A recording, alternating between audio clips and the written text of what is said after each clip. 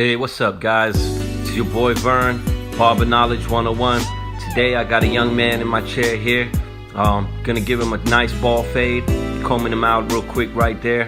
Now this guy's hair, it's very tight curls.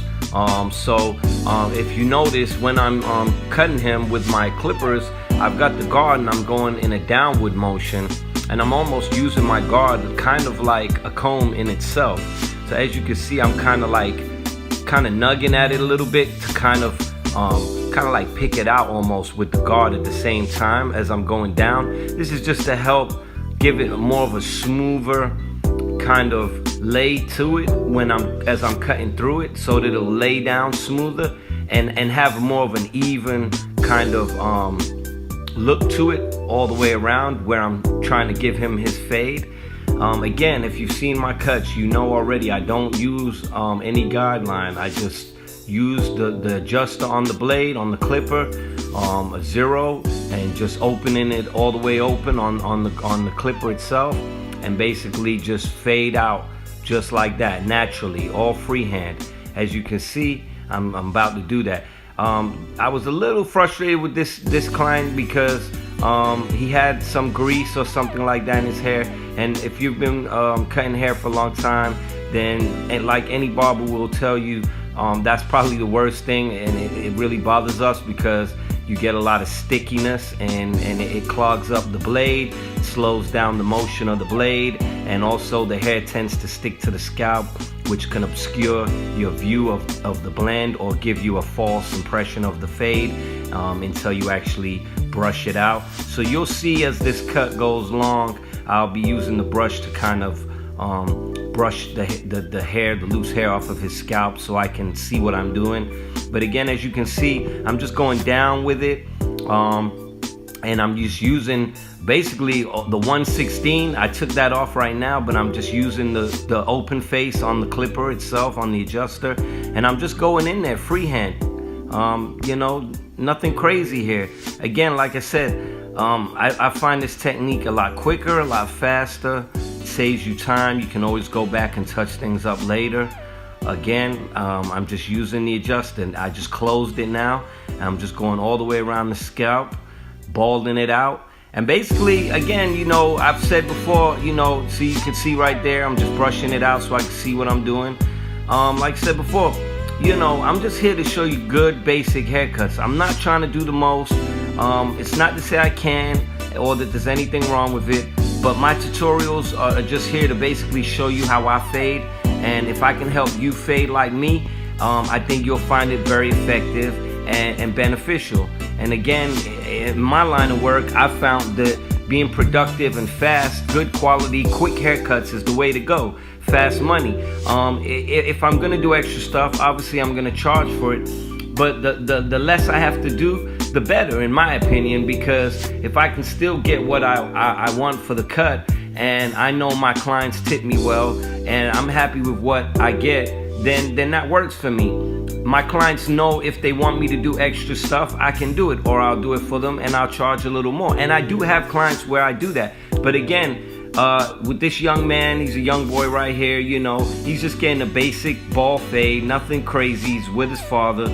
So all that's not necessary. So I'm not gonna be using a shaver to bald out his scalp even more, or go over it with a razor blade, or shape him up with a razor blade. None of that's necessary. I'm just giving him a nice, tight, quick ball fade. But I'm just trying to show you how I do it and how effective this way of cutting can be.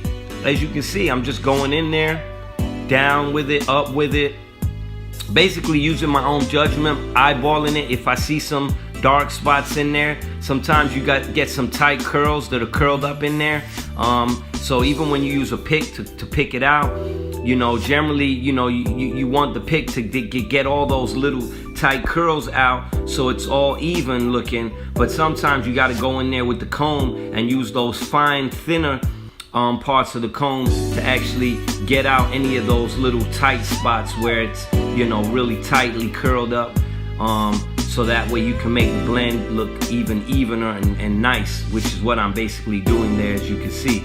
So you can see I'm using the corner of my clipper. I'm going in there and I'm just freehanding it.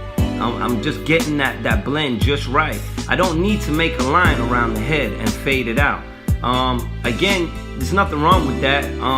I just found that I don't really need to do that anymore. You know, it's been a long time since I've cut that way, and I just find that this way is a lot easier for me, because I can always go in there, and if I need to put a guard on there, I can, and I can just go over any heavy spots that I see and even it out. And you know, again, like I said earlier, I was a little frustrated with this guy because you know, I had asked his dad if he had put anything in his hand. He said he had. And you know, sometimes it's unavoidable. Clients don't always know they're coming to get their hair cut. And I don't have anything against putting grease in your scalp or anything like that. You know, some people use moisturized creams, all kinds of stuff in their hair, and that's all good to dress the haircut up afterwards, or maybe after you come out the shower. But most barbers will tell you, if you come into the barbershop, we always want your hair to be as dry as possible.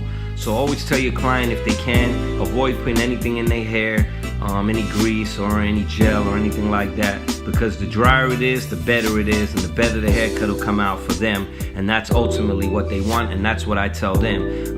For their benefit, for a better haircut, it's best to come with it as dry as possible, because you know, you want a haircut to be dry so that when you comb it out or you're picking it out or whatever it is you got to do with the cut before you start, you want it to be in its natural form when you do that. And sometimes when you've got gels and grease in there, it'll give it like a springing action, or so it'll want to reform back to the way it was styled with the gel in it or the grease, and you won't be able to actually get the hair out of that you know, style it was put in, and it'll throw you off. It'll mess the haircut up. And like I said, it clogs up the clippers, therefore you having to oil the clippers more, spray them. I use the Andy's Cool Care Plus, which it has, you know, 5-in-1, so it cleans, it oils, it lubricates, it sanitizes. But you know, I also use the oil, the Andy's oil, which is made by the same brand, Andy's, and it complements each other. So I'm constantly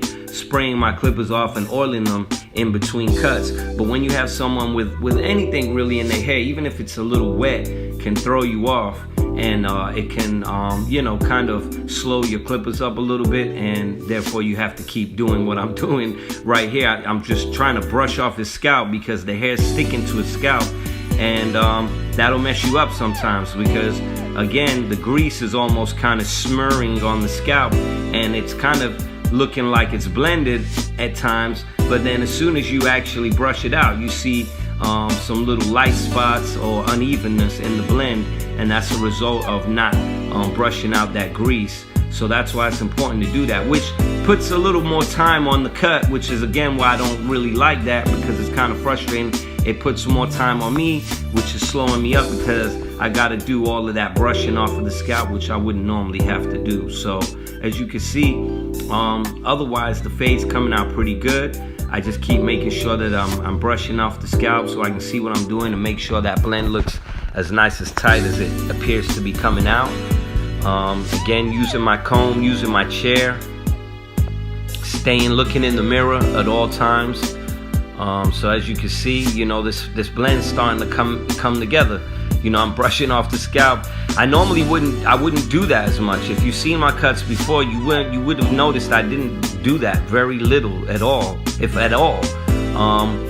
But again, you know, when you got stuff in the hair, you want to make sure you can see what you're doing. Now I'm shaping them up using my T-edgers. And again, nothing crazy here. All I used to do this cut was my Andy Masters and my Andy T-edgers, and that's it. Simple, quick, you know. And if you notice, I'm going over his scalp with the T-edgers just to get a little tighter. I mean, again, nothing wrong with using a razor or a shaver, but not everyone takes well to using a razor or a shaver. And you know, I've had cases in my past where I've done that, and I've had clients bump up, you know. And so, you know, it's one of those things you can recommend it if they ask, then it's all good. But you don't need to do a lot of extra stuff, even if you know it's gonna make the fade look a lot better. Sometimes it's not always necessary, because you know, just doing all of that extra stuff can add an extra 5, 10 minutes, 15 minutes even to the haircut. And again, it's all good if you know you're getting compensated for it, or if that's just what you charge with your standard cuts, then that's all good too. But again, I do a lot of different ethnicities, and not everyone takes the same to my razors and shavers and things like that. So I'm already aware and accustomed to what my clients like. So I just always make sure that I'm communicating with my clients, and we both have that understanding beforehand. So before I even start, we've got that already wrapped up and cleared up. So again, this is a young man that I cut, and we don't really do that with him. His hair is very thick, and so it's probably not the easiest hair to fade, just because of the texture of his hair, and it's very tightly curled. So even when you're picking it out, it kind of wants to like go back to the way it was before it was picked out. And sometimes, again, when you're blending it, the fade won't look all the way as blended unless you actually pick it out really good. And sometimes you need to use the really thin, small part of your comb to get those little curls out, just so it'll look nice and even. And again, sometimes that's why, being a good barber isn't always gonna require, just by you using a guideline and the guards, that it's guaranteed that the blend is always gonna come out perfect. Because there's sometimes you have to just go in there manually and do things and tweak it using, your corner of your clippers, and go in there and just fade out little spots. Same thing with someone with deep waves. And I've got a tutorial, a cut that I was doing on a gentleman. He has very deep waves, and you'll see in the tutorial that where them waves are so deep on the sides where your fade is, sometimes the waves can have kind of a negative effect on your blend, because it's almost like little trenches. And when you're going with the grain, which is generally what you would do with someone with a wave pattern, but sometimes that going with the grain doesn't always get those waves out where you need them. Now obviously you don't want the waves to come out if it's on the top, or even if it's like an all Caesar, then it really doesn't matter as much. But if you're doing a ball fade, like kind of like a Nas ball fade, and someone with waves, you might have those little deep waves where you got to go in there manually, and you got to fade out inside those little trenches, those little waves, and get those little dark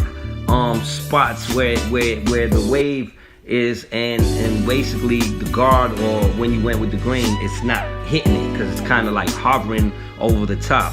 So you have to sometimes go in manually and do these things. And if you've noticed, as this cut's been going along, I've been doing a lot of that. I've been going in there, I'm combing out little areas, and I'm going in all around, just hitting it in little areas wherever I see some little heavy or dark spots, just so that I can make sure it's nice and even and blended.